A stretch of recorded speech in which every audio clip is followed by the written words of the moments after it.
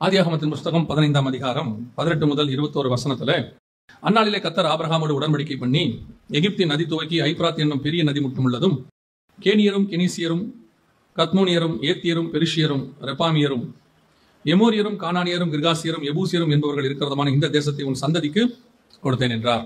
இது ஒரு ஆபிரகாமுக்கு சொல்லப்பட்டதான வாக்குத்தத்தம் அல்லது ஆசீர்வாதம், எப்படி வேணா வச்சுக்கலாம். ஆண்டவர் இதை ஆபிரகாமுக்கு சொன்னார் என்று சொல்லி பார்க்கிறோம். பொதுவாக இந்த வாக்குத்தத்தம் ஆசீர்வாதம் என்பது நமக்கு ஒரு பிரியமான ஒரு காரியம் இல்லையா? எந்த ஒரு காரியத்தை விட இந்த ஒரு ஆசீர்வாதமான வார்த்தை அப்படின்னு சொன்னா நமக்கு ரொம்ப இஷ்டம். ஆனா எது ஆசீர்வாதம் என்பதுதான் கேள்வி. இப்ப ஆசீர்வாதத்தை எல்லாரும் விரும்புகிறோம், எது ஆசீர்வாதம் என்பதுதான் கேள்வி. இந்த வசனம் சொல்லுகிறது, ஆபிரகாமுக்கு உனக்கும் உன் சந்ததிக்கும் இந்த தேசத்தை நான் உனக்கு கொடுத்தேன் அப்படின்னு சொல்றார். ஒரு வாக்குத்தத்தத்தை சுதந்திரிக்க வேண்டும் என்று சொன்னால் அதற்கு ஆண்டவர் சில வழிமுறைகளை வைத்திருக்கிறார். ஆண்டவர் வாக்கு பண்ணிடுவார், ஆண்டவர் வாக்கு பண்ணிடுறார். ஆண்டவர் பண்ணாமலாம் இல்ல, ஆண்டவர் வாக்கு பண்றார். ஆனால் அந்த வாக்கை நாம் எப்படி சுதந்திரிக்கிறோம், அதற்கான சில கிரியைகளை கர்த்தர் நம்மிடத்தில் எதிர்பார்க்கிறார். சில காரியங்களை கர்த்தர் நமக்கு சொல்றார். இந்த கடைசி காலத்துல இருக்கிற மிக மோசமான அல்லது தவறான உபதேசங்கள் ஒன்று என்னன்னா, நீங்க என்ன ஒண்ணுமே பண்ண வேண்டாம், கர்த்தர் உங்களுக்கு ஆசீர்வாதத்தை கொடுத்துருவாரு அப்படின்னு சொல்றாங்க. அப்படி எனக்கு தெரிஞ்சு வேதத்துல ஒன்று கூட இல்லை, ஒரு விஷயம் கூட கிடையாது. ஏன்னு சொன்னா எல்லாத்துக்கும் ஏதோ ஒரு கிரியையை கர்த்தர் நம்மிடத்தில் எதிர்பார்க்கிறார். நம்ம கிட்ட இல்லாம கர்த்தர் அதை செய்யறது இல்ல. கிரியை இல்லா விசுவாசம் செத்தது. சிலர் என்ன சொல்றாங்கன்னா, இல்ல கிருபையை கொண்டுதான் நம்ம ரட்சிக்கப்பட்டோம், கிருபையினால் நிலையில் இருக்கிறோம், அப்படி இருக்கும்போது கிரியை அவசியம் இல்லை அப்படின்னு சொல்றாங்க. கிருபை கண்டிப்பாக, ஆனால் கிரியை நம்மிடத்தில் கர்த்தர் எதிர்பார்க்கிறார். இப்ப ரட்சிப்பு கிருபையினால் வருகிறது, ஆனால் அதற்கான கிரியையை கர்த்தர் நடப்பித்திருக்கிறார். இயேசு சிலுவையை கொண்டு போகாம ரட்சிப்பு நமக்கு வந்திருக்காது. இயேசு கல்வாரிக்கு போகாம ரட்சிப்பு வந்திருக்காது. கிருபையினால வருதுன்னா அவர் கிருபையினால அவரே பரலோகத்துல இருந்து ரட்சிப்பு வந்துச்சுன்னா இல்ல, அவரை தந்தருளி இவ்வளவாய் உலகத்தில் அன்பு தேர்ந்தார். பிதாவே ஒரு கிரியை செய்ய வேண்டியிருக்கு, அவரை தந்தருளி அவர் சிலுவை பாடுகளை சுமக்க வேண்டியிருக்கிறது. அப்படியானால் எல்லாவற்றுக்கும் ஒரு கிரியை இருக்கிறது, கர்த்தர் எதிர்பார்க்கிறார். எனக்கு தெரிஞ்ச வேதத்துல கர்த்தர் சோம்பேறிகளை ஆசீர்வதிக்கிறதே கிடையாது. அது ஆவிக்குரிய சோம்பேறியா இருந்தாலும் சரி, உலக பிரகாரமான சோம்பேறியா இருந்தாலும் சரி. நான் ரட்சிக்கப்பட்டேன், நான் ஞானஸ்நானம் எடுத்துட்டேன், அதனால வீட்டுல மல்லாக்கப்படுத்து ஜோம் பண்ணிட்டே இருப்பேன், கர்த்தர் எனக்கு வானத்தை திறந்து கொட்டுவார்னா கொட்ட மாட்டார். யோசிச்சு பாருங்க, மன்னாவை கொடுக்குற ஆண்டவர் ஏன் அப்பமா கொடுக்கல இல்லையா? மன்னா தானே போட்டாரு காலையில, அதுக்கு பதிலாக டெய்லி பிரெட்டாவே போட்டுடலாமே. பிரெட்டா, ஏன்னா இப்போ எலியாவுக்கு அப்படித்தானே கொண்டு கொடுத்தாரு, அப்பவும் தண்ணீர் தானே கொண்டு கொடுத்தாரு, தள்ளில் சுடப்பட்ட அடை அப்படித்தானே இருக்கு. டெய்லி காலையில போனா வெறும் பிரெட்டாவே இருந்தா எவ்வளவு ஈஸியா இருக்கும். ஏன் மன்னாவா கொடுக்குறாரு? அதை கொண்டு இடித்து பிழிந்து நம்ம என்ன செய்ய வேண்டியிருக்குது, சாப்பிட வேண்டியிருக்கிறது. நம்ம இடத்துல ஒரு கிரியை கர்த்தர் எதிர்பார்க்கிறார். சரி, போடுற ஆண்டவர் அப்படியே பொத்துக்கிட்டு கூடாரத்துக்குள்ளே போட்டுருக்கலாமே, ஏன் நீ போய் காலையில எடுங்கிறாரு? ஒரு கிரியை கர்த்தர் எதிர்பார்க்கிறார். இன்னைக்கு இந்த கிரியை அப்படிங்கறத அவங்க அதான் வசனமும் சொல்லுது, ரட்சிப்பு வருகிறது கிருபையினாலே, ஆனால் அது பூரணப்படுவது என்பது நம்ம கையில தான் இருக்கிறது. அப்படிதான் வசனம் சொல்லுது, உங்கள் ரட்சிப்பு பூரணப்பட பிரயாசப்படுங்க, அனுதினமும் ரட்சிக்கப்பட பிரயாசப்படுங்க அப்படின்னு. முடிவு பரியந்தம் நிலைநிற்கிறவனே ரட்சிக்கப்படுவான். அப்ப கண்டிப்பாக நம்ம இடத்துல கர்த்தர் என்ன செய்யறாரு, ஒரு கிரியை எதிர்பார்க்கிறார். அப்ப எல்லா வாக்கு தத்தத்துக்கும் ஆண்டவர் இடத்துல இருந்து ஒரு கிரியை எதிர்பார்க்கப்படுகிறது. ஒரு வாக்கு தத்தத்தை சுதந்திரிப்பதற்கு, ஆசீர்வாதம் கொடுப்பதற்கு எல்லாத்துக்கும் இருக்கு. இப்ப கர்த்தர் உங்களுக்கும் வாக்கு பண்ணியிருப்பாரு, சொல்லியிருப்பாரு, நிறைய காரியங்கள் ஆண்டவர் வாழ்க்கையில செய்யறேன்னு சொல்லியிருப்பாரு. ஆனால் அதற்குரியதான ஒரு இடம், எனக்கு ரொம்ப ஆச்சரியப்பட்ட இடம் என்னன்னு கேட்டீங்கன்னா, ஆண்டவர் ஆபிரகாமை பார்த்து சொல்லுவாரு, நான் குறிக்கிற மலையிலே போய் ஈசாக்க பலி கொடுக்க முடியும். கர்த்தர் குறித்த இடத்திற்கு ஆபிரகாம் வந்தார் அப்படின்னு. சரி, அவர் தான் அப்படி செஞ்சாருன்னு பார்த்தா சீஷர்ல வர சொல்றாரு. 28ஆம் அதிகாரம் மத்தேயுல சீஷர்ல வர சொல்றாரு. எங்க வர சொல்றாரு கேட்டீங்கன்னா, என் சகோதரர்களை நான் குறித்த மலைக்கு வர சொல்லு அப்படிம்பாரு. இந்த பர்டிகுலர் பிளேஸ், ஒரு இடத்துக்கு வர சொல்றாரு. ஏன் அவங்க இருக்கிற இடத்துக்கு அவங்க போய் பேசலாமே. அப்படின்னா கர்த்தர் அவங்க அங்க வரணும் என்று என்ன செய்யறாரு, எதிர்பார்க்கிறார். அதுதான் கிரியை. அவர் இருக்கிற இடத்துக்கு வந்து பேசுற ஆண்டவர் சில நேரத்துல அவர் குறிக்கிற இடத்துக்கு வர சொல்றாரு. அந்த மாதிரி கர்த்தர் நம்ம கிட்ட சில கிரியை எதிர்பார்ப்பார், இல்லாம அது நடக்காது. ஆண்டவர் சொல்லிட்டாருங்க நடக்கும் இல்ல, ஏதோ ஒன்றை நம்ம கிட்ட எதிர்பார்ப்பார்.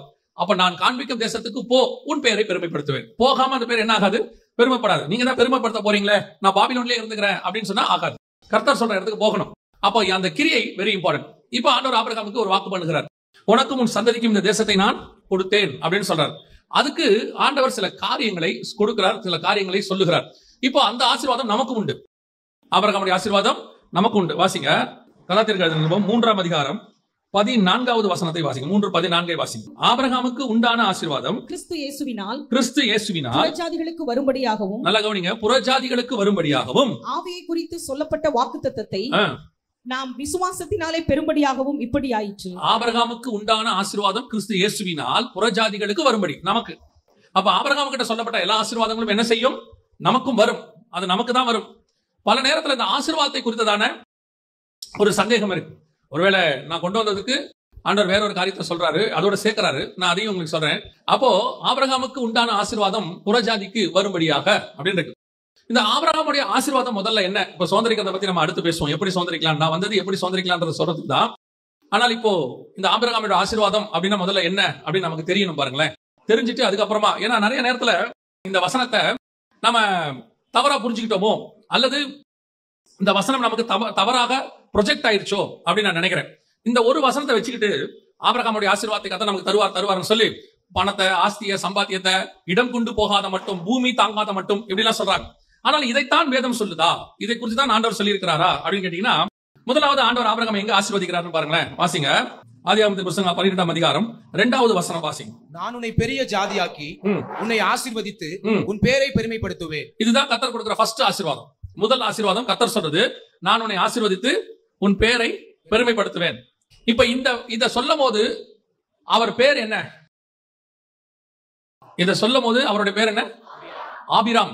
ஆபிரகாம் கிடையாது. ஆபிரகாம் என்று மாறுறது 17ஆம் அதிகாரத்துல தான் மாறுது. இத சொல்லும் போது உன் பேரை பெருமைப்படுத்துவேன் ஆண்டவர் சொல்லும் போது அவர் பேர் என்னவா இருக்கு? ஆபிராம் அப்படின்னு இருக்கு. இந்த ஆபிராம் அப்படிங்கிற பேர் இன்னைக்கு உலகம் முழுக்க இருக்கா? ஆபிரகாம் இருக்கா? ஏன் அந்த ஆபிராம் என்ற பேர் இல்ல?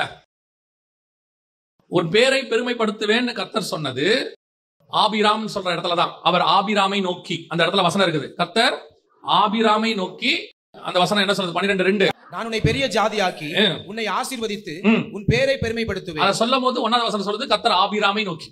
அப்படின்னா ஆபிராம்ங்கிற பேரை பார்த்து தான் கர்த்தர் சொல்றாரு. இப்ப ஆபிரகாமுக்கு ஆபிராமுக்கு உள்ள வித்தியாசம் அப்புறம் பாத்துக்கலாம். ஆனால் இந்த ஆபிராம்ங்கிற பேர் இன்னைக்கு உலகம் முழுக்க இல்ல. வைக்கிற அத்தனை பேர் எதுதான் வைக்கிறோம்? ஆபிரகாம் அப்படின்னு தான் வைக்கிறோம். ஆபிராம் என்பதற்கு மேலான தகப்பன், ஹை ஃபாதர் அப்படின்னு அர்த்தம். ஆபிரகாம் என்பதற்கு ஃபாதர் ஆஃப் மெனி நேஷன்ஸ், ஜாதிகளின் தகப்பன் அப்படின்னு அர்த்தம். அப்ப இந்த ஆபிராம்ங்கிற பேரை சொல்லும் பொழுது உன் பேரை பெருமைப்படுத்துவேங்கிற பேரு இன்னைக்கு எங்கேயுமே யாருக்கும் வைக்கப்படுகிறது இல்லை. பெரும்பாலும் எல்லாம் ஆபிரகாம் தான் வைக்கிறோம். 99.99 யாராவது ஆபிராம் வைக்கிறவங்க இருக்கிறாங்க. நான் சொல்றது 99.99 ஆபிரகாம் தான் வைக்கிறோம். அப்ப இந்த தீர்க்க தரிசனம், இந்த ஆசீர்வாதம் எங்கே நிறைவேறுச்சு அப்படின்னு பாத்தீங்கன்னா, இது வசனம் சொல்லுது ஆபிரகாமுக்கு உண்டான ஆசீர்வாதம் புறஜாதியாருக்கு வரும்படியாக கிறிஸ்து இயேசுவினால் அப்படின்னு.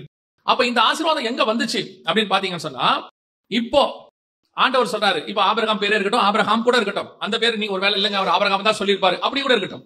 இந்த ஆபிரகாம்ங்கிற பேரு இன்னை வரைக்கும் இருந்தாலும் இந்த பூமி அழியும் போது ஆபிரகாம் பேரு என்னவாயிடும்?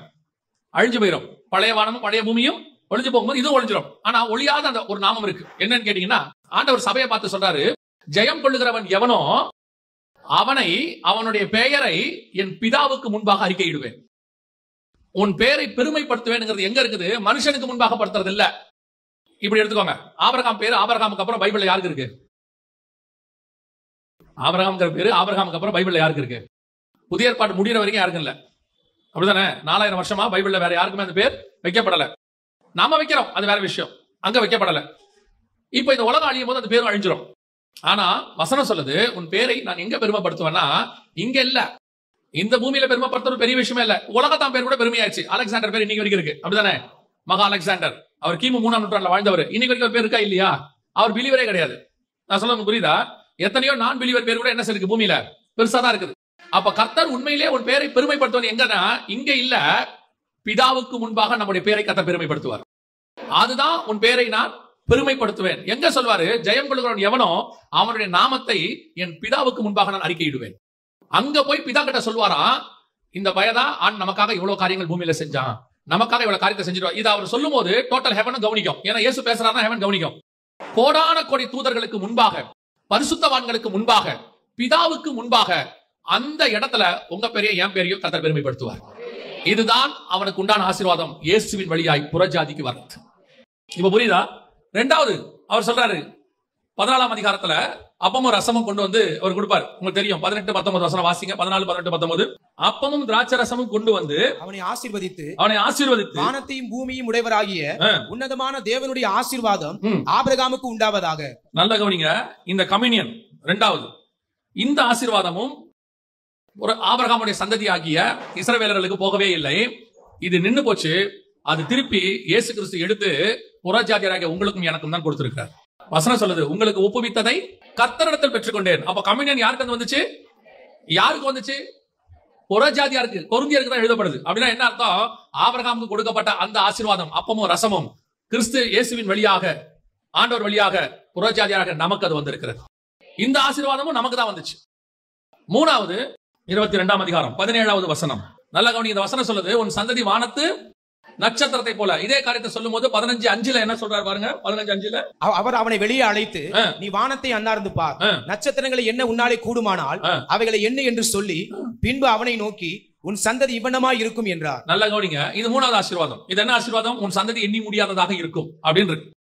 சரி, இந்த ஆசீர்வாதம் இஸ்ரவேலுக்குரியதா அப்படின்னு பாத்தீங்கன்னா, வெளிப்படுத்தல் 7ஆம் அதிகாரம் 1 முதல் 8 வசனத்துல கடைசியா 1000 வருஷ அரசாட்சியில இருக்க போகிற இஸ்ரவேலுடைய எண்ணிக்கையை எண்ணிடுவார் ஆண்டவர். ஒவ்வொரு கோத்திரத்திலிருந்தும் 12,000 12,000 12,000 இருக்கும். 12 கோத்திரத்துல இருந்து 1,44,000 பேரை பத்தி 7ஆம் அதிகாரம் 1 முதல் 8 வசனத்துல இருக்கும். அப்படின்னா இஸ்ரவேலுடைய கோத்திரத்தை எண்ணியாச்சு.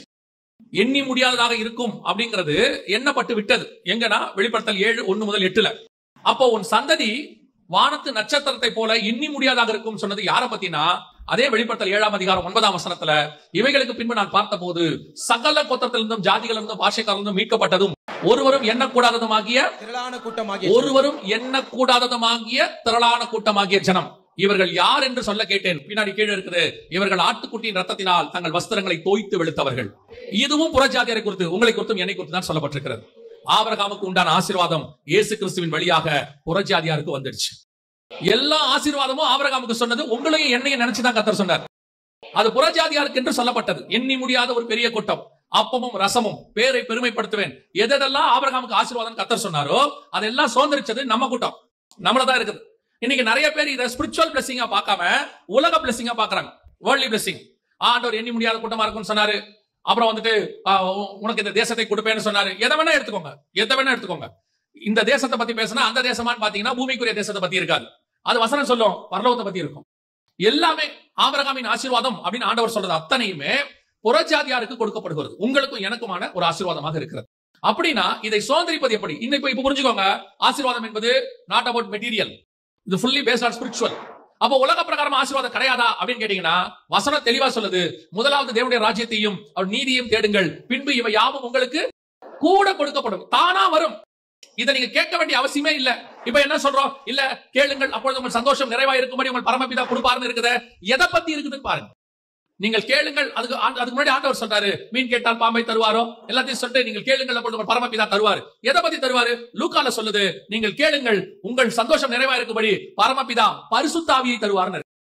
இதைத்தான் இதே வசனத்துல வாசிச்சோம். கலாத்தியர் 3ல ஆபிரகாமுக்கு உண்டான ஆசீர்வாதம் இயேசு கிறிஸ்துவின் வழியாக புறஜாதியாருக்கு வரும்படியாகவும் பரிசுத்த ஆவியை குறித்த வாக்கு தத்தத்தை நாம் விசுவாசத்தினாலே பெரும்படியாகவும் இப்படி ஆயிடுச்சு.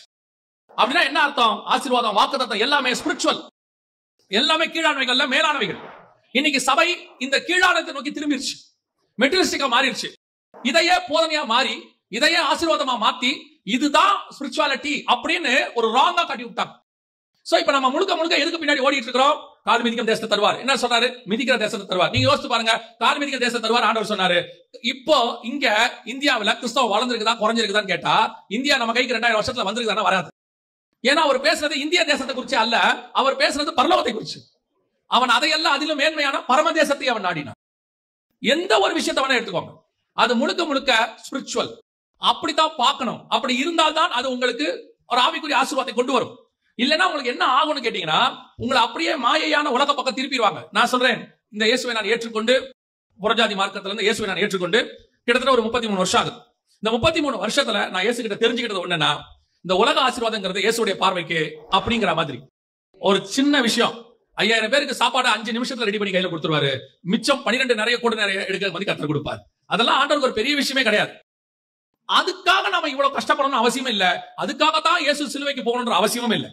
நம்மள பணக்காரராக்கிறதுக்கு அவரையா வந்து இங்க சிலுவைக்கு போனோம். நிறைய பேர் போதிக்கிறாங்க, நம்ம ஐஸ்வர்யனாக்கும்படி அவர் தரித்திரனானார். ஏன் அதுக்கு முன்னாடி எல்லாம் ஏழையா இருந்தாங்களா?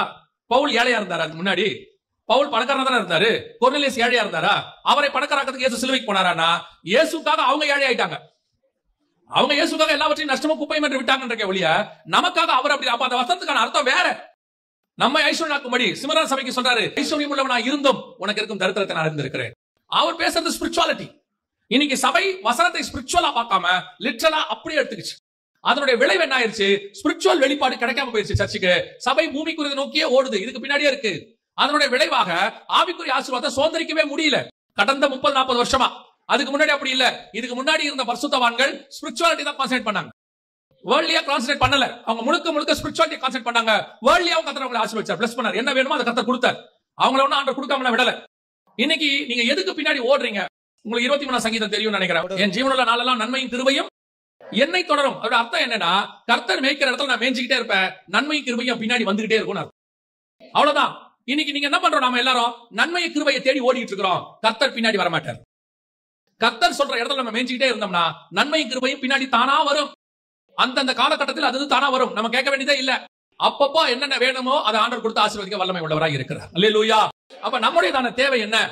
அதுதான் எது உண்மையான ஆசீர்வாதம், அதை நீங்க புரிஞ்சுக்கணும். இப்போ அந்த மெய்யான ஆசீர்வாதத்தை பற்றி இப்போ உங்களுக்கு புரிஞ்சிருக்கும். ஆபிரகாமுக்கு ஆண்டவர் எதெல்லாம் சொன்னாரோ எல்லாமே எதை பத்தி இருக்குது?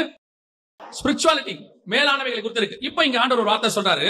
ஆதியாகமத்தின் புத்தகம் 15ஆம் அதிகாரம் வாசிச்ச வசனத்துல, நீ இருக்கிற இந்த தேசத்தை, இந்த பூமியை உனக்கும் உன் சந்ததிக்கும், இந்த தேசத்தை உன் சந்ததிக்கு கொடுத்தேன் என்றார்.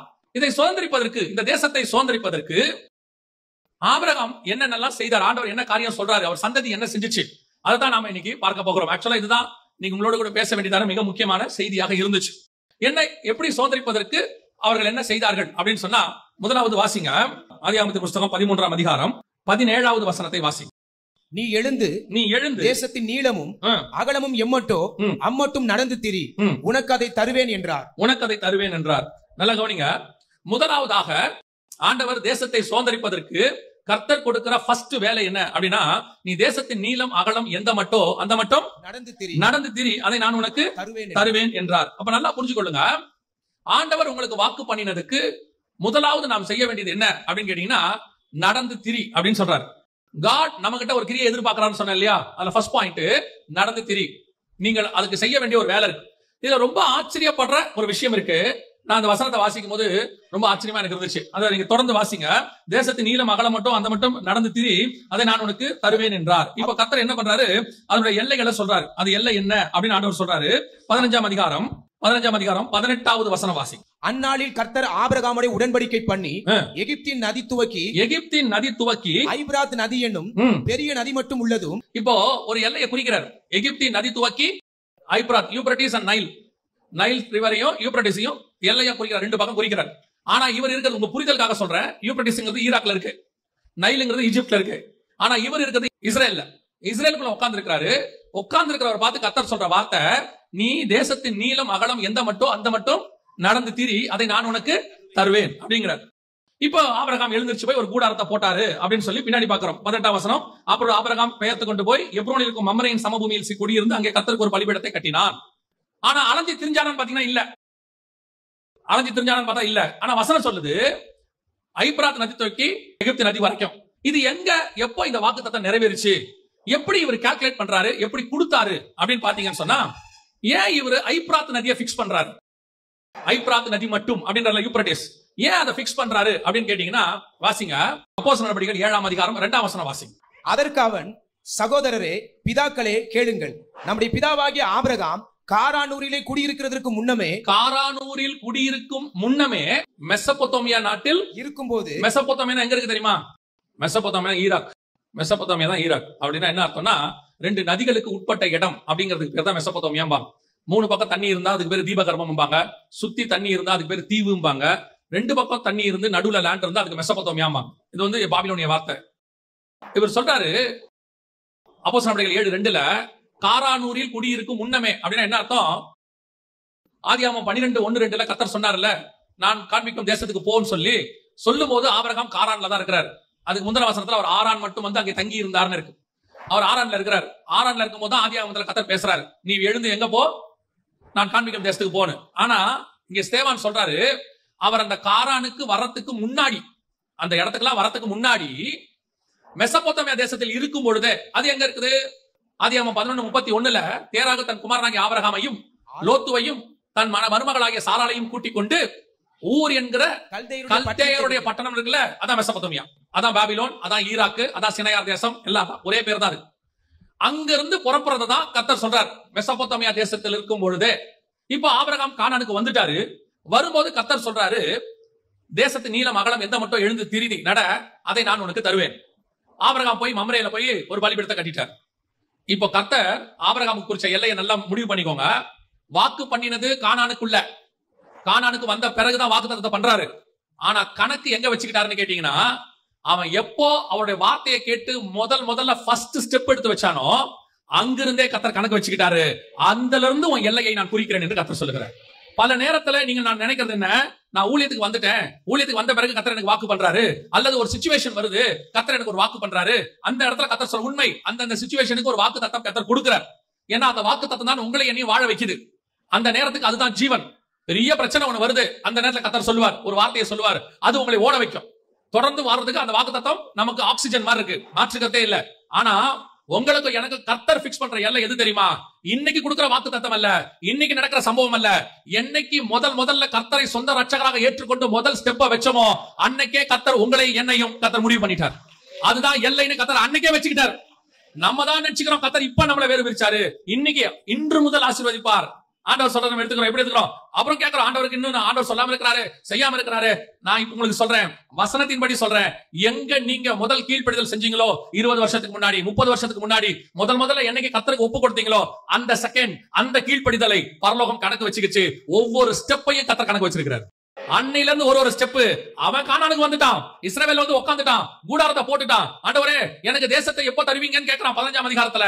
அதுக்கு எல்லைய சொல்றாரு, சினையார் தேசத்துல, அதாவது ஐப்ராத் நதியில வச்சிருக்கிறப்பா. எப்படி சொல்றீங்க ஆண்டவரே? நீ என்னைக்கு முதல்ல எனக்கு கீழ்ப்படிஞ்சியோ அன்னையில இருந்து நீ கணக்குல வந்துட்டடா. உன்னை பொறுத்த வரைக்கும் தான் இன்னைக்கு ஆசீர்வாதம், என்னை பொறுத்த வரைக்கும் நீ என்னைக்கு எங்கிட்ட வந்தியோ அன்னையில இருந்து உனக்கு ஆசீர்வாதம். அல்லேலூயா. அந்த தேவன் நம்முடைய தேவனாக இருக்கிறார். ஆபிரகாமின் ஆசீர்வாதம் புறஜாதியாருக்கு வரும்படிக்கு நீங்கள் நானும் என்னைக்கு முதல்ல இயேசு ஏத்துக்கிட்டோமோ அன்னையில இருந்து ஆசீர்வாதத்துக்குள்ளதான் இருக்கிறோம், அன்னையில இருந்து வாக்கு தத்தத்துக்குள்ளதான் இருக்கிறோம், அன்னையில இருந்து அவருடைய எல்லைக்குள்ளதான் இருக்கிறோம். நாம நினைச்சுக்கிறோம் நடுவுல போறோம் வரோம். இதுல ஒரு இன்னொரு பெரிய விஷயம் என்ன தெரியுமா?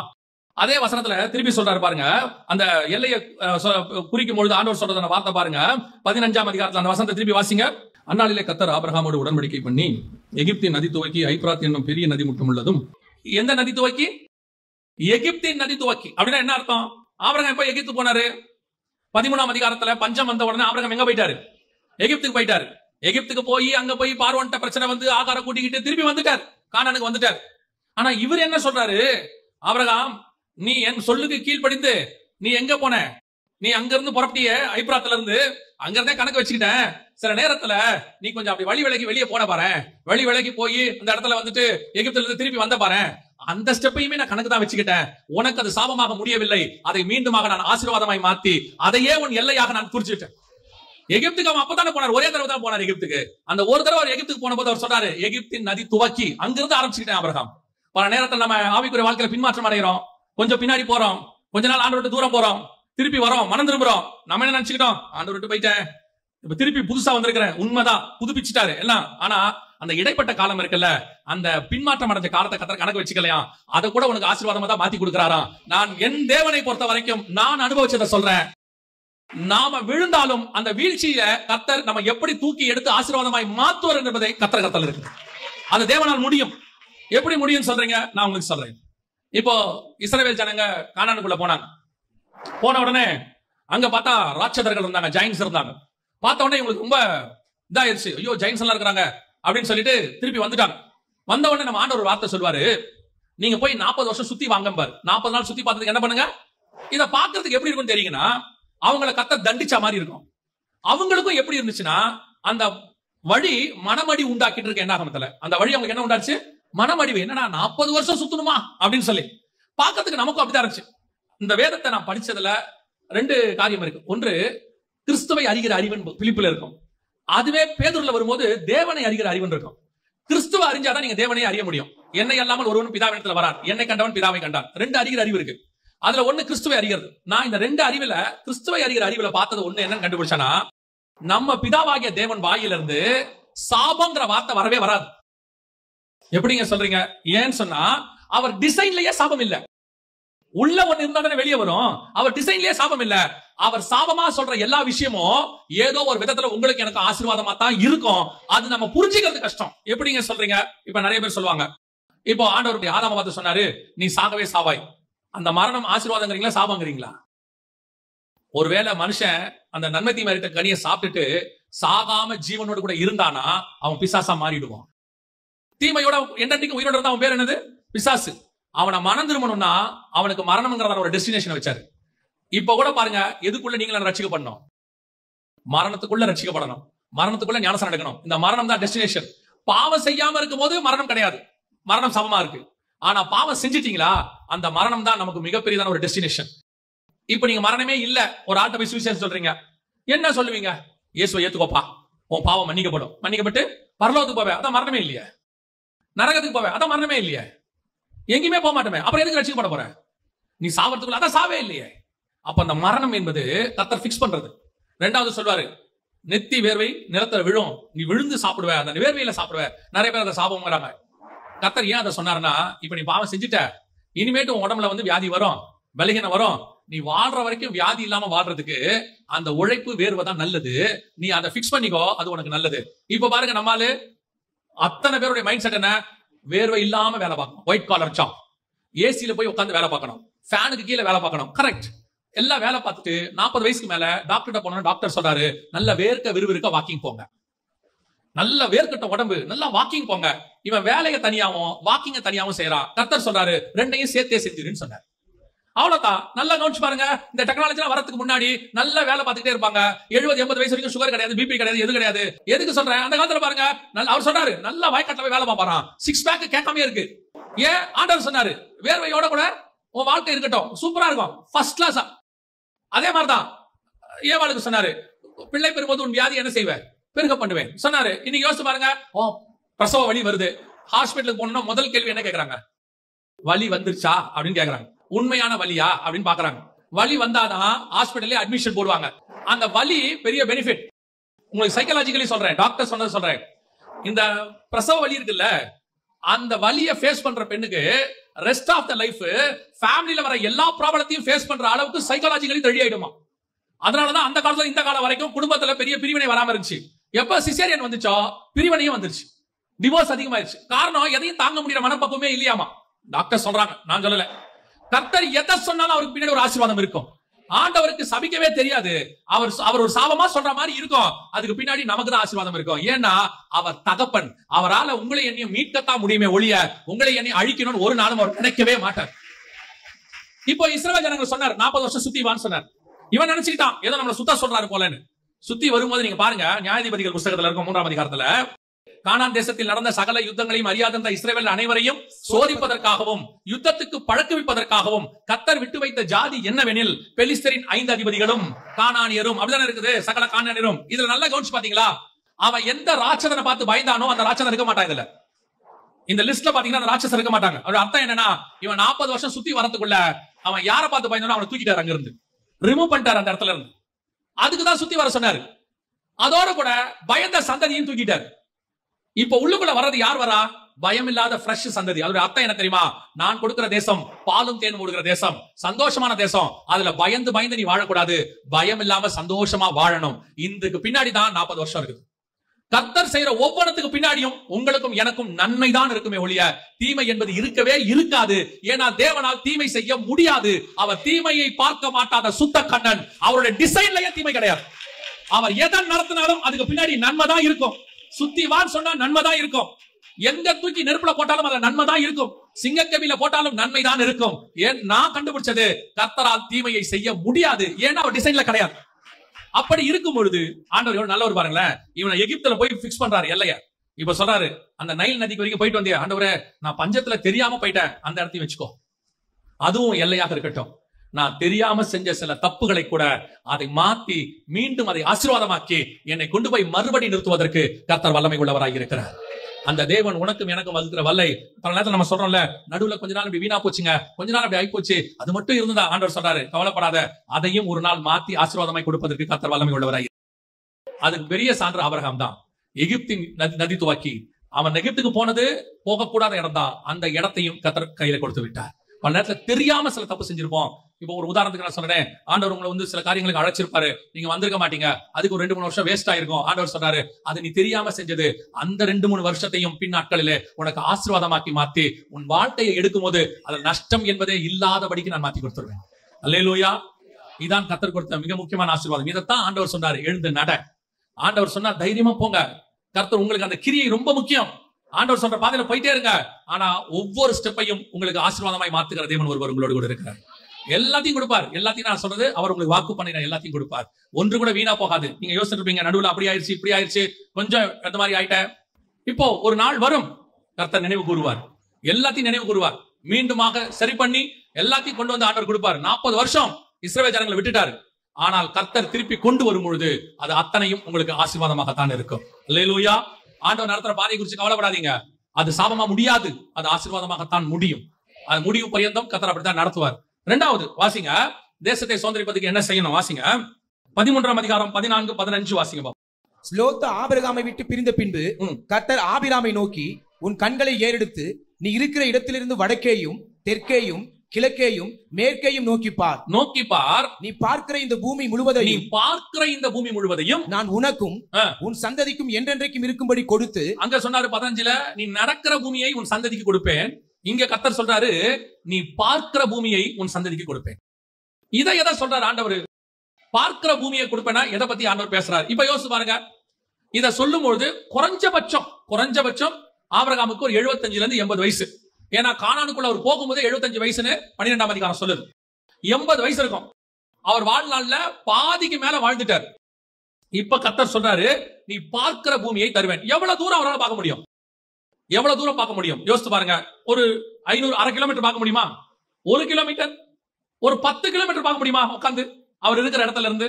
ஆண்டவர் சொல்றாரு, நீ பார்க்கிற பூமியை நான் உனக்கு தருவேன் அப்படின்னு சொல்றாரு. ஆபிரகாமின் ஆசீர்வாதம் யாருக்கு வரணும்? புறஜாதிக்கு வரணும். எதுன்றது உங்களுக்கு புரியணும், அதுக்கு தான் சொல்றேன். இப்ப கானானுக்குள்ள இருந்து கர்த்தர் சொல்றாரு, நீ பாரு, நீ பார்க்கிற இந்த பூமியை நான் என்ன செய்வேன்? உனக்கு தருவேன் அப்படிங்கிறார். இப்ப ஆபிரகாம் ஏஞ்சி பார்த்தாரா எவ்வளவு தூரம் தெரிஞ்சிட போகுது? என்னதான் நீங்க ரொம்ப ஐ ஷார்ப்பா இருந்தாலும், எவ்வளவு பர்ஃபெக்டா இருந்தாலும், ஒரு 2-3 கிலோமீட்டர் தெரியுமா? ஒரு 5 கிலோமீட்டர் தூரத்துல தெரியுமா? அதுக்கு மேல என்ன செய்யாது, தெரியாது. ஆனா கர்த்தர் பிக்ஸ் பண்ணது எல்லை என்னன்னு பார்த்தா ஐப்ராத். கர்த்தர் பிக்ஸ் பண்ணது எகிப்து. அது நடந்தது. ஆனா பாக்குறது என்ன தெரியுமா? பாக்குறதுன்னு சொல்லிட்டா, நீ பார்க்கிற பூமியை நான் உனக்கு தருவேன், கிழக்கு மேற்கு தெற்கு வடக்குன்னு சொல்லிட்டா, இந்த பக்கம் 2 கிலோமீட்டர், இந்த பக்கம் 2 கிலோமீட்டர், சுத்தி 4 கிலோமீட்டர், மொத்தமே சுத்தாளவு 8 கிலோமீட்டர் 10 கிலோமீட்டர் தான் இருக்கும். இதைத்தான் கர்த்தர் சொன்னாரா? இதுதான் வாக்கு தத்தமானா? அது அல்ல. ஆபிரகாம பார்க்க சொன்னது வேற, ஆபிரகாம் பார்த்ததும் வேற. வாசிங்க எபிரேயருக்கு நிருபம் 11ஆம் அதிகாரம் 13வது வசனத்தை வாசி. இவர்கள் எல்லாரும் வாக்குத்தத்தம் பண்ணப்பட்டவைகளை அடையாமல், இவன் தான் வந்துட்டானே, வாக்குத்தத்தம் பண்ணப்பட்ட அடையாமல்னா இவர் தான் கானானுக்குள்ள வந்துட்டாரே. அப்படின்னா எதை இவர் சொல்றாரு? வாக்குத்தத்தம் பண்ணப்பட்டதை அடையாமல் தூரத்தில் அவைகளை கண்டு இதைத்தான் சொன்னார் ஆபிரகாம் பார்த்து, நீ நோக்கி பார், நீ பார்க்கிற பூமி முழுவதும் உனக்கு நான் தருவேன். தூரத்தில் அவைகளை கண்டு நம்பி அணைத்துக் கொண்டு பூமியின் மேல் தங்களை அந்நியரும் பரதேசிகளும் என்று அறிக்கையிட்டு விசுவாசத்தோட மரித்தார்கள். எதுக்கு தெரியுமா? ஏன் தெரியுமா? அந்த வசனம் சொல்லுது, அவர் சொன்னது இந்த பூமியை குறித்து அல்ல.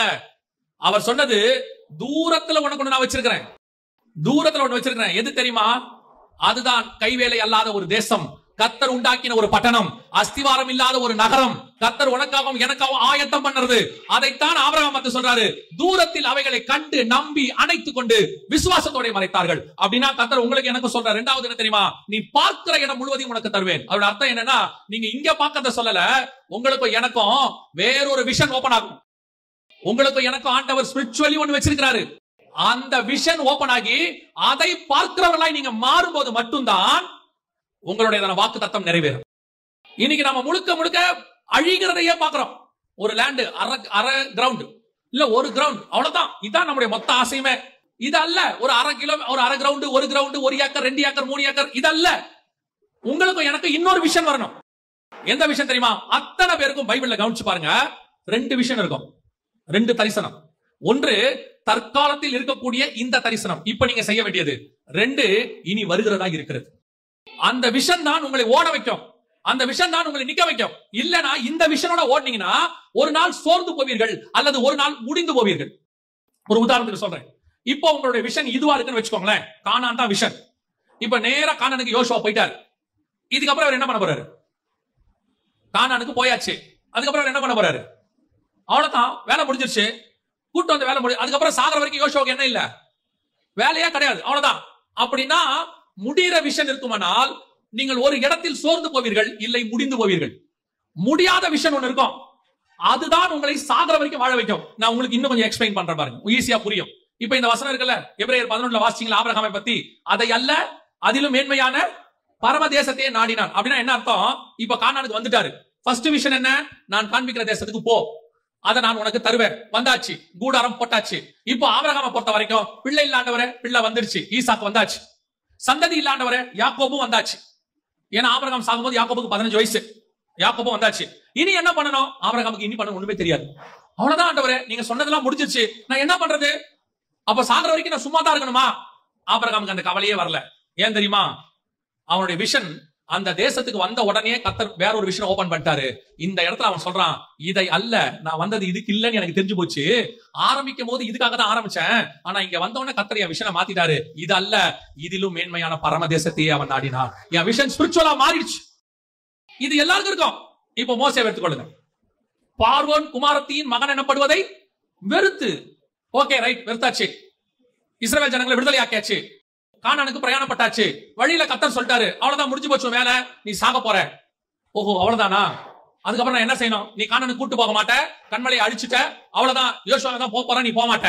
இப்போ மோசேக்கு அவ்வளவுதான லைஃப், இதுக்குதான் நான் பாடுபட்டனா? இல்ல, மோசேக்கு ஒண்ணு தெரியுது, இது அல்ல, இனி வரும் பலன் மேல் நோக்கமாகி தேவ ஜனங்களோட துன்பத்தை அனுபவிக்க தெரிந்து கொண்டான். எனக்கு இன்னொன்னு இருக்கு, ஸ்பிரிச்சுவலி ஒரு பிளெஸிங் இருக்கு, அதை நோக்கி தான் உன்னோட தரிசனம் இருக்கணும். நீங்கள் சபைக்கு வர்றது எதுக்கு தெரியுமா? இந்த வேர்ல்ட்லி பெற்றக்கூடியதான தரிசனத்துக்கு இல்ல, இந்த விஷயத்துல அது இருக்கு.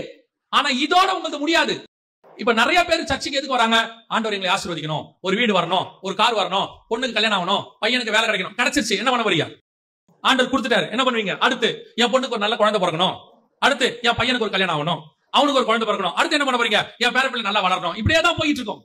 விஷன் இல்ல, தரிசனம் இல்ல. இப்போ இதை தாண்டி ஒரு தரிசனம் இருக்கும். என்ன தெரியுமா? எனக்கு ஒன்று நியமிக்கப்பட்டிருக்கிறது, அதை நான் வாஞ்சையாய் தொடர்கிறேன்.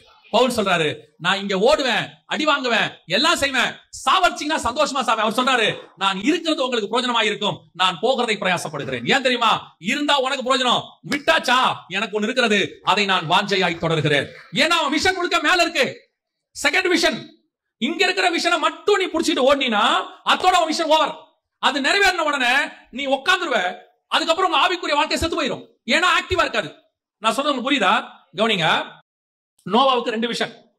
ஒண்ணு, பேழையை கட்டிட்டார், ஜலப்பிரளயம் வந்துச்சு, காப்பாத்திட்டார், வேலை முடிஞ்சிச்சு, இப்போ டோர் ஓபன் ஆயிடுச்சு, எல்லாம் வெளியே வந்தாச்சு, முடிஞ்சிருச்சு. இப்போ நோவாவை பொறுத்த வரைக்கும் 2வது விஷயம் என்னன்னு அவருக்கு ஓபன் ஆக மாட்டேங்குது. ஆனா கர்த்தர் சொல்றாரு அவகிட்ட, நோவாவையும் 9ஆம் அதிகாரம் ஆதியாகமத்தின் புத்தகம் 1-2 வசனங்களை வாசிப்போம். நோவாவையும் அவன் குமாரரையும் ஆசீர்வதித்து, நீங்கள் பழுகி பெருகி பூமியை நிரப்புங்கள், உங்களை பற்றிய பயமும் அச்சமும் பூமியில் உள்ள சகல மிருகங்களுக்கும் ஆகாயத்தில் உள்ள சகல பறவைகளுக்கும் உண்டாயிருக்கும். பூமியிலே நடமாடுகிற யாவும் சமுத்திரத்தின் மச்சங்கள் யாவும் உங்களுக்கு கையளிக்கப்பட்டன. நல்லா கவனிங்க. 2வது விஷயம் அதுல ஒண்ணு இருக்கு. உங்களுக்கு ஓபன் ஆகுதான் மட்டும் பாருங்க, அதுல இருக்கிறது உங்களுக்கு புரியுதான் மட்டும் பாருங்க. இந்த விஷன் ஏனோக்கு இருந்துச்சு, நோவாவுக்கும் இருக்கு. பட் நோவா புரிஞ்சிக்காம இருக்காரு. இப்ப நான் சொல்ற வசனத்தை வாசிங்க, உங்களுக்கு புரியுதான் மட்டும் பாருங்க. 9ஆம் அதிகாரம் 11ல இருந்து வாசிங்க பாப்போம். இனி மாம்சமானவைகள் எல்லாம் ஜலப்பிரளயத்தினால் சங்கரிக்கப்படுவதில்லை என்றும், பூமியை அழிக்க இனி ஜலப்பிரளயம் உண்டாவதில்லை என்றும் உங்களோட என் உடன்படிக்கையை ஏற்படுத்துகிறேன் என்றார். அன்றியும் தேவன் எனக்கும் உங்களுக்கும் உங்களிடத்தில் இருக்கும் சகல ஜீவ ஜந்துக்களுக்கும் நித்திய தலைமுறைகளுக்கென்று நான் செய்கிற உடன்படிக்கையின் அடையாளமாக நான் என் வில்லை மேகத்தில் வைத்தேன், அது எனக்கும் பூமிக்கும் உண்டான உடன்படிக்கைக்கு அடையாளமாய் இருக்கும். நல்லா கவனிங்க. இதாவது புரியுதா? யார பத்தி பேசுறா தெரியுமா?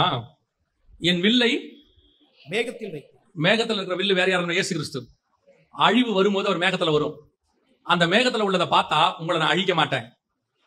நான் எப்பப்பெல்லாம் அழிக்கணும்னு நினைக்கிறேனோ அப்பெல்லாம் மேகத்தின் மேல் வில்லு வரும். அதுதான் இயேசு மேகத்தில் எடுத்துக்கொள்ளப்பட்டார், மேகத்துடனே வருவார். எப்போ? நியாய தீர்ப்பின் போது வருவார். நியாய தீர்ப்பில கிருபை மேன்மை பாராட்டு. அந்த மேகத்துல வரவர் அவர்தான். இந்த விஷயம் உங்களுக்கு இன்னும் புரியணும்னா வெளிப்படுத்தின விசேஷம் 4ஆம் அதிகாரம் 3வது வசனம் வாசி. வீட்டிலிருந்தவர் பார்வைக்கு வச்சிரக்கல்லுக்கும் பதுமராகத்துக்கும் ஒப்பாய் இருந்தார். அந்த சிங்காசனத்தை சுற்றி ஒரு வானவில் இருந்தது. அது பார்வைக்கு மரகதம் போல் தோன்றிற்று. ஏன் தெரியுமா? மரகதம்னா 12 கல் இருக்கு. 12 கல்லுல 4வது கல்லு தான் யூதா கல்லு தான் மரகதம். அது பார்வைக்கு மரகதம் போல இருந்தா யூதா கோத்திரத்தில் வரக்கூடிய உடன்படிக்கை அது சிங்காசனத்தை சுற்றிலும் இருந்தது. அதுதான் மேகத்துல வரும். அது மேகத்துல வரும்போது கர்த்தர் அழிக்க மாட்டார். இந்த வில்லை தான் கர்த்தர் மேகத்துல வச்சாரு. உனக்கும் எனக்கும் நடுவுல, வானத்துக்கும் பூமிக்கு நடுவுல அது மத்தியஸ்தம், நடுவுல வைக்கிறேன்னு சொன்னார். இந்த விஷன் நோவாவுக்கு ஓபன் ஆகல. ஆனா இந்த விஷன் ஏனோக்கு ஓபன் ஆயிடும். யூதாவின் புத்தகம் 14-15 வாசிங்க. ஆதாமுக்கு 7ஆம் தலைமுறையான ஏனோக்குக்கும் இவர்களை குறித்து இதோ எல்லாருக்கும் நியாய தீர்ப்பு கொடுக்கிறதற்கு அவர்களில் அவபக்தி உள்ளவர்கள் யாவரும் அவபக்தியாய் செய்து வந்த சகல அவபக்தியான கிரியைகள் நிமித்தமும் தமக்கு விரோதமாய் அவபக்தி உள்ள பாவிகள் பேசின கடின வார்த்தைகள் எல்லாவற்றின் நிமித்தமும் அவர்களை கண்டிக்கிறதற்கும் 1000 தமது பரிசுத்தவான்களோடு கூட கர்த்தர் வருகிறார் என்று முன்னறிவித்தான். Second coming. ஏனோக்கு இருந்த விஷயம் என்ன? Second coming. ஆனா அவன் பிரசங்கம் பண்ணது ஜலப்பிரளயத்தை பத்தி. அவனுக்கு விஷன் ஜலப்பிரளயத்துல உலகம் அழிய போகுது, மெத்துசலா, அதான் அவன் பிரசங்கம். ஆனா விஷன் செகண்ட் கம்மிங்க பத்தி. நோவாவுக்கு ஜலப்பிரளயத்தை பத்தினதான ஊழியம், ஆனா வில்ல பத்தினதான விஷன், மேகத்துல அவர் வருகிறார். இந்த செகண்ட் விஷன் ஓபன் ஆகல அவருக்கு. அதனாலதான் நோவா தன் கூடாரத்தில் குடித்து வெறித்து படுத்திருந்தான். அவன் படுத்துட்டான், ஏன்னா விஷன் இல்ல. விஷன் இருக்கிறவன் என்ன செய்வான்? அவைகள் வருகிறதுக்கு அவன் காத்திருந்தான். நான் சொல்றது புரியுதா உங்களுக்கு? அந்த செகண்ட் விஷன் இருந்தாதான் அவன் ஸ்பிரிச்சுவல் லைஃப் கடைசி நிமிஷம் வரைக்கும் பூமியில காத்துக்கிட்டே இருக்கும். எப்ப வரும், எப்ப வரும், எப்ப வரும், எப்ப போவேன்னு காத்துக்கிட்டே இருக்கும். அந்த விஷன் ஓபன் ஆகட்டி ஊழியத்தை முடிச்ச எல்லாம் ஓவர், இனி ஒண்ணும் இல்ல, நான் உட்கார்ந்துருவேன், ஏலி மாதிரி சேர்ல உட்கார்ந்துருவீங்க. ஒரு நாள் மல்லாக்க விழுவீர்கள். இதைத்தான் நோவா குடித்து வெறித்து கூடாரத்தில் படுத்திருந்தான். படுத்தாச்சு. ஆனா ஏனோக்கு படுக்கல, எடுத்துக்கொள்ளப்பட்டான். காரணம் என்ன? அவன் விஷனோடு கூட இருந்தான். இனி ஒண்ணு வரப்போது, இனி ஒண்ணு வரப்போது. இந்த விஷனோட நீ ஓடிக்கிட்டே இருந்தீனாதான் கடைசி வரைக்கும் ஓட முடியும். எனக்கு ஊழியம் கிடைச்சிருச்சு, முடிச்சிட்டேன், என் வேலை முடிஞ்சிருச்சு, இதுக்கப்புறம் எல்லாம் பாத்துப்பாங்க, நான் ஹாயா உட்கார போறேன், நீ செத்துட்ட ஸ்பிரிச்சுவலி. அந்த விஷன் உனக்குள்ள ஓடிட்டே இருக்கணும். எப்ப இயேசுவை பாப்பேன், எப்ப வருக வரும், எப்ப என் ஓட்டம் அங்க போய் முடியும். நீங்க நல்லா கவனிச்சு பாருங்க, எந்த பரிசுத்தவானோ செத்தான் இருக்காது. புதிய ஏற்பாட்டுல நித்திரை அடைந்தான் தான் இருக்குமே ஒழிய செத்தான் இருக்காது. பழைய ஏற்பாட்டுல அத்தனை பேர் மரித்தான் இருக்கும். காரணம் என்ன தெரியுமா? அவன் விஷன் முடிஞ்சிருச்சு, அவ்வளவுதான், அதுக்கப்புறம் ஒண்ணும் இல்ல. ஆனால் ஆபிரகாமை பத்தி கர்த்தர் சொல்வாரு, அவன் ஜீவனுள்ளோர் தேசத்தில் இருக்கிறவன். உங்களுக்கும் எனக்கும் அதுதான் கர்த்தர் சொல்றார், நீ பார்க்கிறதை நான் உனக்கு தருவேன். உன் விஷன் எதுவா இருக்குது? நீங்க எதை பாக்குறீங்க? இங்கேயே பாத்துக்கிட்டு இருக்கிறோம். இதுவும் கிடைக்குது, கிடைக்காமலாம் இல்ல. என்ன கிடைக்காம இருந்துச்சு? இங்க நம்ம என்ன ஆசைப்பட்டோமோ அது கிடைக்குது. ஏதோ ஒரு நாள் கிடைக்குது. 50 கிடைக்குதோ, 40 கிடைக்குதோ, 60 கிடைக்குதோ, இல்ல உங்க பையனுக்கு கிடைக்குதோ. சொல்லுவாங்க, அவங்க அப்பா நீதிமானா இருந்தாருங்க, அவன் நிமித்த கர்த்தருக்கு பிள்ளை ஆசீர்வதிச்சாரு, நல்ல வீட்டுல இருக்கிறான், கிடைச்சிருச்சு, அவன் சந்ததிக்கு கிடைச்சிருச்சு. ஆனா இதானா? இது அல்ல. வாசிங்க, கொஞ்சம் 2ஆம் அதிகாரம் 10வது வசனம் வாசிங்க, 9-10 வாசிங்க. எழுதியிருக்கிறபடி தேவன் தம்மில் அன்பு கூறுகிறவர்களுக்கு ஆயத்தம் பண்ணினவைகளை. நல்லா கவனிங்க, இதுதான் சொல்ற செகண்ட் விஷன். இதான் 2வது தரிசனம். எழுதியிருக்கிறபடி தேவன் தம்மில் அன்பு கூறுகிறவர்களுக்கு ஆயத்தம் பண்ணினவைகளை. ஆயத்தம் பண்ணினவைகளை ரெடியா இருக்காங்க. ஆயத்தம் பண்ணினவைகளை கண் காணவும் இல்லை, நம் கண்கள் காணவும் இல்லை, காது கேட்கவும் இல்லை, அவைகள் மனுஷனுடைய இதயத்தில் தோன்றவும் இல்லை. தோன்றாதானே காத்திருப்போம். அத பத்தின ஏதாவது ஒண்ணு வந்தாதானே காத்திருப்போம். அப்படி ஒன்னே வரலையாமா. ஆனால் நமக்கோ தேவன் அவைகளை தமது ஆவியினாலே வெளிப்படுத்தினார். ஆனால் தேவன் அவைகளை தமது ஆவியினாலே வெளிப்படுத்தினார். யாருக்கு? நமக்கோ. அப்ப இந்த வெளிப்பாடு உனக்கு வரணும். எது வரணும் உங்களுக்கு தெரியுமா? எனக்கு ஒன்று வச்சிருக்கிறார் ஆண்டவர், ஆயத்தம் பண்ணி வச்சிருக்காரு. என் ஓட்டம் அங்கத்தான் முடியும், என் ஓட்டம் அங்கத்தான் முடியும். அதத்தான் சாரணம் அழகா சொல்லுவாங்க, என் ஓட்டம் ஜெயத்துடன் முடியும், அந்த நாடு சுதந்திரிப்பேன். நான் இங்க செத்துட்டு வர வரைக்கும் காத்திருப்பேன். அந்த அம்மா குடிக்க மாட்டாங்க, அந்த அம்மா அப்படி முடிப்பாங்க. என் ஓட்டம் ஜெயத்துடன் முடியும், அந்த நாடு நான் சுதந்திரிப்பேன். அதுலதான் போய் என் ஓட்டம் முடியுங்கிறாங்க. இப்போ உங்க விஷன், என் விஷன், ஃபர்ஸ்ட் விஷன் இருக்கு உங்களுக்கு. நல்ல ஆவிக்குரிய வாழ்க்கை வாழணும். நல்லா கவனிங்க, லோத்து நீதிமான் தான், மாற்று கருத்தே இல்ல. பைபிளே சொல்லுது நீதிமானாகிய லோத்து அப்படின்னு சொல்லுது. லோத்து நீதிமான் தான். ஆனால் அது பாவம்னு அவனுக்கு தெரியுது. சோதம் என்பது பாவம். 2வது, அது உள்ள நம்ம இருக்க கூடாதுன்னு அவனுக்கு தெரியுது. அதனால அவர் எங்க போய் உட்கார்ந்துட்டாரு? சோதோமின் வாசல்ல. 3வது, அந்த பாவத்துல நம்ம கலந்துட கூடாதுன்னு யாரோட என்ன பண்ணல, அவர் சேரல. ஆனா அவருக்கு இல்லாத ஒரு விஷயம் என்ன தெரியுமா? நாளைக்கு சோதம் அழிய போகுதுன்னு அவருக்கு தெரியாது. அவருக்கு என்ன தெரியாது? ஏனோக்கு தெரியும் கர்த்தர் நியாயம் தீர்க்க போகிறார். நான் சொல்றது உங்களுக்கு புரியுதா? ஏனோக்கு தெரியும் கர்த்தர் என்ன செய்ய போறாரு, நியாயம் தீர்க்க போகிறார். அதனாலேயே அவர் தேவனோடு கூட சஞ்சரித்தார், காணப்படாமல் போனார். ஆனா லோத்துக்கு நீதிமான் தான், பாவம் செய்யாதவன் தான், பாவம் செய்ய கூடாதுன்னு அவனுக்கு தெரியுது. ஆனால் அடுத்து வரக்கூடியதான நியாய தீர்ப்பு என்னன்னு அவனுக்கு தெரியல. அவர் சோதம்ல போய் உட்கார்ந்துட்டார் வாசல்ல. மறுநாள் அழிய போகுது, அன்னைக்கு நைட் அழிய போகுது, அது தெரியல. அதனுடைய டிராபேக் என்ன தெரியுமா? இப்போ நியாய தீர்ப்பு செய்யற 2 பேர் வந்துட்டாங்க. இப்போ அவங்க சொல்றாங்க நைட் அழிய போகுதுன்னு. இவர் போய் யாரையாவது இருந்தாலும் கூட்டுவான்றாரு. 2 மருமகனை கூப்பிடுறாரு. 2 பேரும் இவரை என்ன பண்ணா? பரியாசம் பண்ணினா. அப்படின்னா என்ன அர்த்தம்? இவருக்கு அந்த விஷன் இல்ல, இருந்திருந்தா அதை அவன் மருமகனுக்கு அவர் சொல்லியிருப்பாரு. இந்த சோதம் ஒரு நாள் நிச்சயம் அழியும், கர்த்தர் கொண்டு வருவாரு, அந்த அழிவுல நம்ம தப்பிக்கணும்பா, அந்த அழிவு ஒரு நாள் நம்ம தப்பிச்சு வெளியே போயிடணும்னு இவருக்கு அந்த விஷன் இருந்திருந்தாதான் இவர் மருமகன்கிட்ட சொல்லியிருப்பாரு. நோவாவுக்கு அந்த விஷன் இருந்துச்சு, மருமகள்கள் உள்ளே போயிருச்சு. லோத்துக்கு அந்த விஷன் இல்ல, மருமக வெளியே வரல. புரியுதா உங்களுக்கு? இந்த செகண்ட் விஷன் இருக்கணும். அதுதான் சொல்றேன், இனி வரக்கூடியதான பத்தின விஷன் இருக்கணும். இன்னைக்கு சபைக்கு இப்பத்தி விஷன் இருக்கு. பரிசுத்தமா இருக்கணும், உண்மையா இருக்கணும், நீதியா இருக்கணும், பாவம் செய்யக்கூடாது, அவங்களுக்கு நல்லது செய்யணும், நாம தான தர்மம் பண்ணணும். கரெக்ட், இது ஃபர்ஸ்ட் விஷன். உனக்கு 2வது விஷன் இருக்கா? எப்ப வேணாலும் கர்த்தர் வருவார், எப்ப வேணாலும் நியாய தீர்ப்பு நடக்கும். கர்த்தருடைய நாள் இரவிலே திருடன் வருகிற விதமாய் வரும். ஆனா நீங்க என்ன சொல்றீங்க? அது வரும், இப்போலாம் சான்ஸ் இல்ல, இன்னும் எவ்வளவோ காரியம் இருக்கு. லோத்து நீதிமான் தான், ஆனா இன்னைக்கு வரும்னு அவனுக்கு தெரியாது. இன்னைக்கு வரும்னு தெரியாததுனால அவன் குடும்பத்தையும் அவன் ஆயத்த பண்ணல. லோத்துவின் மனைவி ஆயத்தப்படல. இயேசு சொல்றாரு, லோத்துவின் மனைவியை நினைத்துக் கொள்ளுங்கள், அவள் திரும்பி பார்த்து.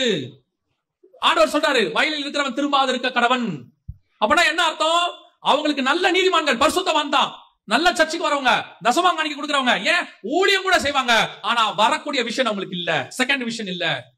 இந்த விஷன் மோசேக்கு இருக்கு. மோசே சொல்றாரு, எல்லாம் ஓகே, பாட அனுபவிச்சாச்சு, இனி வரும் பலன்மேல் நோக்கமாகி எல்லாம் வந்துருச்சு. ஆண்டவர் சொல்றாரு, நோ மோசே, நீ கானானுக்கு போல. ஆண்டவரே அவ்வளவுதானா? ஆனா உபாகமத்துல சொல்றாரு, நான் கடந்து போய் அந்த நல்ல தேசத்தையும் அந்த நல்ல மலையையும் லீபனானையும் பார்க்க ஆவலா இருந்தேன். இங்கதான் மோசேயோட செகண்ட் விஷன் தெரியுது. என்ன கானானுக்கு நீங்க போக சொன்னீங்க, உண்மைதான். நான் ஏன் கானானுக்கு போகணும்னு ஆசைப்பட்டேன் தெரியுமா? அங்க போய் ஒரு மலையை நான் பார்க்க விரும்புறேன். எந்த மலை? எருசலேமை சுற்றிலும் பர்வதங்கள் இருக்குமா போல. நிறைய மலை இருக்குது. ஆனா மோசே மலைகள்னு சொல்லல. என்ன சொல்றாரு? அந்த மலையை. எந்த மலை தெரியுமா? நான் இங்கே கானானுக்கு உள்ளே போறனோ இல்லையோ தெரியாது, நான் சாகரனோ இல்லையோ தெரியாது, நீங்க கொண்டு போய் என்ன புதைப்பீங்களோ என்னமோ எனக்கு தெரியாது. ஆனா ஒரு நாள் வரும், அங்க ஒரு மலை இருக்கு. அந்த மலையில என்னுடைய நேசரை நான் முகமுகமாய் காண்பேன். நாங்க ரெண்டு பேரும் ஒரே மலையில உட்கார்ந்து பேசுவோம். அந்த நல்ல மலையை நான் பார்க்க ஆவலாக இருந்தேன். இதான் செகண்ட் விஷன். அந்த விஷன் இருந்துச்சுன்னா இங்க நடக்கிறத பத்தி நீங்க கவலையே பட மாட்டீங்க, இத பத்தி யோசிக்கவே மாட்டீங்க. இது தானா நடக்கும். இந்த வேலையை நம்ம செய்யணும், ஊழியமும் பண்ணணும், குடும்பத்தை பார்க்கணும், வேலைக்கு போகணும், சம்பாதிக்கணும். ஆனா இது அல்ல, இதிலும் மேன்மையான இன்னொன்னு எனக்கு இருக்கு. அதுதான் என்னுடைய முடிவு, டெஸ்டினேஷன். அது ஓபன் ஆகாதவன் அதுல போய் ரீச் ஆக முடியாது. அப்ப என்ன ஆகும்? நல்லா படிக்கணும், சம்பாதிக்கணும், வேலைக்கு போகணும். பையனுக்கு என்ன சொல்லி கொடுப்போம்? டே நல்லா படிடா, இல்ல நீ நடுத்தரல நிப்ப. படிச்சா தாண்டா வேலை, நாளைக்கு இன்னைக்கு சம்பாதிச்சா தாண்டா வேலை. அவன் படிச்சான், சம்பாதிச்சான், இப்ப எல்லாம் இருக்கு. பையன் சிகரெட் பிடிக்கிறவனா மாறிட்டான், பையன் குடிக்கிறவனா மாறிட்டான். இல்ல பையன் அது கூட இல்ல, நல்ல நீதிமானாவே இருக்கிறான், விஷன் இல்லாதவனா இருக்கிறான். உங்களை மாதிரி ஆவிக்குரிய விஷன் அவனுக்கு இல்ல. ஏன் இல்ல? நீங்க அவனுக்கு இந்த ஃபர்ஸ்ட் விஷனை கொடுத்தீங்க, செகண்ட் விஷனை சொல்லி கொடுக்கல. ஆண்டவர் திருப்பி திருப்பி சொல்வாரு, உன் பிள்ளைகளுக்கு, உன் கண்களுக்கு நடுவே, உன் கரங்களில இதெல்லாம் செஞ்சதை எல்லாத்தையும் எழுதி போடும் பாரு. பின்னாடி நடக்கணும், எல்லாம் சந்ததி சந்ததியா போகணும், அவனுக்கு வந்து சேரணும் எல்லாம். இன்னைக்கு முதல் விஷனோடு கூட ஓடுகிற கூட்டம், நீ பார்க்கிற பூமி எதை பாக்குறீங்க? இதை தான் பார்த்துக்கிட்டு இருக்கிறீங்க. இதையும் தாண்டி ஸ்பிரிச்சுவலா பார்க்கணும். எனக்கு ஒன்று நியமிக்கப்பட்டிருக்கிறது, அதை நான் வாஞ்சையாய் தொடர்கிறேன். அதுதான் என்னுடைய டெஸ்டினேஷனாக இருக்கணும். அதை நோக்கி நான் ஓடணும். அதை என் கண்கள் காணவும் இல்லை, என் காதுகள் கேட்கவும் இல்லை. ஆனால் நமக்கோ அதை ஆவியிலே கர்த்தர் வெளிப்படுத்தியிருக்கிறார். இப்ப நாம அந்த விஷன் ஓபன் ஆனவங்களா இருக்கிறோமா? இல்லை. இதோட சர்ச்சுக்கு வர்றதுக்கு காரணம் என்ன? சர்ச்சுக்கு வர்றதுக்கு காரணம் என்ன? நல்ல ஆண்டவர் ஆசீர்வதிச்சு 10 வருஷத்துக்கு முன்னாடி சர்ச்சுக்கு ஒண்ணும் இல்லாம வந்தேங்க. இப்ப கர்த்தர் எனக்கு வீடு வாசல் எல்லாம் கொடுத்திருக்காரு. அந்த சர்ச்சுக்கு நான் போனதுல கூப்பிடுறவனே என்ன சொல்லி கூப்பிடுவீங்க? அந்த சர்ச்சுக்கு வாங்க, கர்த்தர் உங்களை பணக்காரனாக்குவாரு. அது ஒரு சர்ச்சோடைய ஃபெயிலியர். அது சர்ச்சோடைய ஃபெயிலியர். அந்திரேயா கூப்பிடும்போது எப்படி கூப்பிட்டான் தெரியுமா? வா மேசியாவை பார்க்கலாம். என்ன சொல்லி கூப்பிட்டான்? வா மேசியாவை பார்க்கலாம். வா பணக்காரனாக்குற கடவுளை பார்க்கலாம்னு சொல்லல. வா 5000 பேருக்கு அப்பம் கொடுக்கிற தேவனை பார்க்கலாம்னு சொல்லல. அவன் சொன்னா வா மேசியாவை பார்க்கலாம். இதுதான் உங்கள் சபைக்கு கூப்பிடுறதுக்கு அடையாளமா இருக்கணும். எதுக்குங்க அந்த சர்ச்சுக்கு என்ன கூப்பிடுறீங்க? அந்த சர்ச்சுக்கு நீ வா, கண்டிப்பா பரலோகத்துக்கு போவ. அந்த சபையில சத்தியம் இருக்கிறது, அது பரலோக விஷனோடு இருக்கிறது. கர்த்தர் நிச்சயம் அங்கே போனா பரலோகத்துக்கு கூட்டு போவார். நான் எங்க சபைக்கு முதல்ல போகும்பொழுது, எங்க பாஸ்டர்கிட்ட போகும்போது, நாங்க ஆசீர்வாதத்துக்காக போகவே இல்லை, எந்த தேவைக்காகவும் போகல, என்ன சத்தியத்துக்காக தான் கூட்டிட்டு போனாங்க. ஆனா அங்க போக போக எனக்கு ஒண்ணு மட்டும் நல்லா தெரிஞ்சிச்சு, அங்க நிச்சயம் கண்டிப்பாக பரலோகத்துக்கு போறதுக்கான எல்லா காரியமும் அங்க இருந்துச்சு. எங்க பாஸ்டர் அப்படித்தான் எங்களுக்கு போதிச்சு கொடுத்தாங்க. 14 12 வருஷம் அங்க உட்கார்ந்து வந்தாங்க. அப்படிதான் எங்களுக்கு போதிச்சு கொடுத்தாங்க ஆண்டவர். அவங்க வழியா ஒரு நாள் வந்தது, எங்கள் பிள்ளைகள் வளர்ந்து வரும்பொழுது அவர்களுக்கு சத்தியத்துக்கு தேவையான ஒரு இடம் தேவைப்பட்டது. இப்போ நாங்க கொண்டு போய் சத்தியம் எங்க கிடைக்குதோ அந்த இடத்துல விட்டுருக்கிறேன். இப்பவும் சொல்றேன், நான் என் பிள்ளைகளை சர்ச்சு பெருசா இருக்கு, ஏர் கண்டிஷன்ல இருக்கு, பெரிய பெரிய ஆளுங்க வராங்க, பெருசா இருக்கு நான் பார்க்கவே மாட்டேன். நான் பார்க்கறது ஒண்ணுதான், என் பிள்ளைகள் வாழ்க்கைக்கு சத்தியம் கிடைக்குதா. ஏன்னா நான் பணக்காரன் ஆகணும் போல, நான் சத்தியத்துக்காக போனேன், எனக்கு தேவையான பணத்தையும் கத்தர் கொடுத்தார். ஆனா பணத்துக்காக போனேன்னா பணம் கிடைக்கும், சத்தியம் கிடைக்காது. பணம் உலகத்தில் வாழ பயன்படும், சத்தியம் தான் பரலோகத்துக்கு போகிறதுக்கு பயன்படும். பரலோகத்துக்கு போனோம்னா சத்தியம் இருக்கணும், இந்த விஷனோட சர்ச் இருக்கணும். உங்களுக்குள்ள இருக்கிற அடுத்த விஷன் அதை ஓபன் பண்ணி விடணும். அடுத்து ஓபன் பண்ணி விட்டா தான் நீங்க போக முடியும். இன்னைக்கு நாம அந்த இடத்துல பாக்குறவங்களா இருக்கிறோமா? இதுதான் கர்த்தர் உங்ககிட்டயும் எங்கிட்டையும் கேட்கறதான ஒரு விஷயம், மிக முக்கியமான விஷயம். ஆராய்ந்து பார்க்கணும். நீ பார்க்கிற பூமியை நான் உனக்கு தருவேன். இன்னில இருந்து ஆண்டவர்ட்ட ஒரு சின்ன பிரேயர் எப்பவுமே, ஆண்டவரே எனக்கு என்னப்பா நியமிச்சிருக்கிறீங்க? ரொம்ப அழகா உங்களுக்கு எனக்கு ஆண்டவர் சொன்னதை நான் உங்களுக்கு சொல்றேன், முடிக்கிறேன், கவனிங்க. எனக்கு சொன்னதை உங்களுக்கு சொல்றேன். ஆண்டவர் சொன்னாரு, அழிவுள்ளதான இது, சாவுக்கு எதுவான இது, இதை சாவுக்கான வசனமாவே மாத்திட்டோம் இல்லையா? இது வந்து அடக்காராதன வசனமாவே மாறிடுச்சு. எந்த அடக்காராதனைக்கு போனீங்கனாலும் அழிவுள்ளதான இது, அழியாமையும் சாவுக்கு எதுவான இது. அந்த சரீரத்து மேல மண்ணு போடும்போது சொல்லுவாங்க, அது சரீரத்தை பத்தியே இல்ல, அங்க வருகையை பத்தி தான் அவர் பேசுவார். 1:15 இருக்கும். இதோ நான் உங்களுக்கு ஒரு ரகசியத்தை சொல்லுகிறேன், கடைசி காலம் துணிக்கும் போது நாம் எல்லாம் நித்திரை அடைகிறது இல்லை. கடைசி காலம் துணிக்கும் போது ஒரு நிமிஷத்துல ஒரு இமைப்பொழுதுல நாம் எல்லாரும் மறுரூபமாக்கப்படுவோம். எக்காலம் துணிக்கும், அப்பொழுது மரித்தோர் அழிவில்லாதவர்களாய் எழுந்திருப்பார்கள், நாமும் மறுரூபமாக்கப்படுவோம். அழிவுள்ளதாகிய இது அழியாமையையும் சாவுக்கேதுவாகிய இது சாவாமையையும் தரித்துக் கொள்ள வேண்டும். அது சரீரத்தை பத்தி இல்ல. 2000 வருஷத்துக்கு முன்னாடி புதைச்ச பரிசுத்தவான்களுடைய சரீரம் இப்ப வருமா? சரி, தீக்கில எரிஞ்சு போன சரீரம் வருமா? அந்த அழிவுள்ளதான் இந்த அழியாமைன்றது என்ன அர்த்தம்னா, ஆத்மா அழிவுள்ளதுக்குள்ள இருக்குது. இந்த அழிவுள்ளது கூட இந்த ஆத்மா அழிவுள்ளதாயிடும். அதோட போச்சுன்னா ஒரு நாள் இந்த சரீரம் மர்வமாகி ஆத்மா மர்வமாகி ஆண்டவரோட போய் என்ன செய்யும் தெரியுமா? அழியாத ஒரு சரீரம் அங்க இருக்கு, அந்த சரீரத்துல போய் அது சேர்ந்து கொள்ளும். இப்ப நான் என்ன நினைப்பேன்னா, எனக்கு இந்த பூமியில இந்த சரீரத்தை கர்த்தர் கொடுத்தாரு, இங்க நான் வாழ்றதுக்கு எத்தனை வருஷமோ வருக வர வரைக்கும் வச்சுக்கோங்களேன். ஆனா எனக்கு அழியாத ஒரு சரீரத்தை கர்த்தர் ரெடி பண்ணி வச்சிருக்கிறார். என் ஆத்மா போய் அதோட பிக்ஸ் ஆயிடும். அந்த சரீரத்துலதான் நான் நித்தியமா அவரோட வாழ போறேன். நான் சொல்றது புரியுதா? இந்த தாட்டு தான் மோசேக்கும் இருந்துச்சு, பவுலுக்கும் இருந்துச்சு. மோசே சொல்றாரு, இந்த சரீரத்துல நான் இங்க வேணா செத்துருவேன், ஆனா மறுரூபமாகி இயேசுவோடு கூட மறுரூபமலையில நான் உட்கார்ந்து அவரை பார்ப்பேன். இதே மாதிரி தான் இங்க இது போயிடும், ஒரு நாள் வரும் அழிவுள்ளதான இது அழியாமையும் சாவுக்கு எதுவான இது சாவாமையும் தரித்துக் கொண்டு நித்தியமாய் அவரோடு இருக்க போது. இப்போ பவுல் சொல்றாரு, எனக்கு ஒன்று நியமிக்கப்பட்டிருக்கிறது, அதை நான் வாஞ்சையாய் தொடர்கிறேன். ஏன் தெரியுமா? இதை விட்டுட்டு அது உள்ள போய் நான் உட்காரணும்னு நினைக்கிறேன். இது எனக்குள்ள இருந்து போராட்டத்தை கொடுக்குது. அது போராட்டம் இல்லாத சரீரம், இது அழிவுக்குரியது. மாம்சம் எனக்கு எதிராக போராடுது. ரோமர் 7 சொல்றாரு, அந்த பிரமாணம் எனக்கு அகைன்ஸ்டா இருக்குது. ஆனா ஒரு பிரமாணம் இருக்கு, என் சரீரமோ நானோ போராட்டமே இல்லாம நான் என்ன நினைக்கிறேனோ அதான் என் சரீரம் பரிசுத்தமாக ஆண்டவரோடு கூட மர்வமாகி நித்தியமாய் நான் வாழ போகிறேன். அப்படி ஒன்னு அவர் பார்த்துட்டாரு. அவர் சொல்றாரு, இங்க என் கண்கள் காணல, ஆனா ஆவியில அதை நான் பார்த்துட்டேன், அதை நோக்கி நான் வாஞ்சையாய் தொடருகிறேன். நம்ம அத்தனை பேருக்கும் அந்த விஷன் வரணும். ஆண்டவரே, எனக்கு ஒன்று நியமிச்சிருக்கிறீங்களே, அது என்ன? மறுரூபமலையை பார்க்கணும்னு மோசே ஆசைப்பட்ட மாதிரி, அந்த சரீரத்தை பார்க்கணும்னு பவுல் ஆசைப்பட்ட மாதிரி, நானும் என் அழிவில்லாத சரீரத்தை பார்த்துட்டேன்னா அதுக்கப்புறம் இது மேல எதுலயும் எனக்கு ஆசையே வராது. என்னுடைய தரிசனம் முழுக்க அதுலயே இருக்கும். அங்க போகணும் இருக்கும். அதான் செகண்ட் விஷன். அது ஓபன் ஆகணும். அதை கேட்கணும் ஆண்டவர்கிட்ட. நான் எனக்கு வச்சதை சொல்றேன், அந்த மாதிரி நீங்களும் அதை கேளுங்க. ஆண்டவரே, அந்த மாதிரி நான் போகணும் ஆண்டவரே, அதுக்கு பின்னாடி நான் போகணும் ஆண்டவரே. அதை யோசிக்க ஆரம்பிச்சிட்டீங்கன்னா இந்த உலகத்தில் இருக்கிற பாடுகள், கஷ்டங்கள், கண்ணீர்கள் எதுவும் பெருசா தெரியாது. எது வந்தாலும் உங்களுக்கு ஒண்ணு தெரியும், இது கொஞ்ச காலம் முடிவடைஞ்சிரும். கொஞ்ச காலம் இயேசுக்காக கஷ்டப்பாடு சகிப்பதினால் இன்னல் துன்பம் துயரம் இன்பமாய் மாறும் இயேசுவை நான் காணும் போது. அல்லேலூயா. அந்த இடத்துக்கு நீங்க நானும் வந்துருவோம். அதுதான் உங்களுக்கு எனக்கு கர்த்தர் வச்ச விஷன்.